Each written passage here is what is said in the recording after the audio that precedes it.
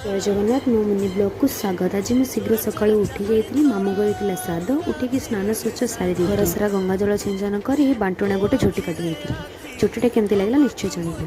मत बिरी बाटिबार दायित्व दी जाए शीघ्र शीघ्र बाटी देकी अन्य काम लगी कि ना बहुत सारा काम थी।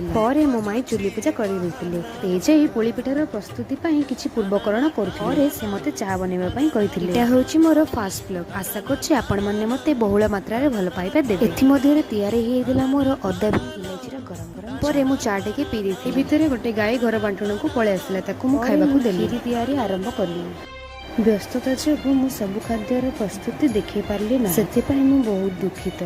आज इंटरेस्टिंग पार्ट थिला आम सहित मो मामू रोषे कार्य आमको साहाय्य श्राद्ध कम सरला एवं घर सपरिवार सहित मिसी आम खाद्य खाई सकाळ तरकारी पूरी करी खाई शेष पर्यंत देखि आपको बहुत बहुत लाइक कमेंट एंड सब्सक्राइब करने को भूलिबेनि।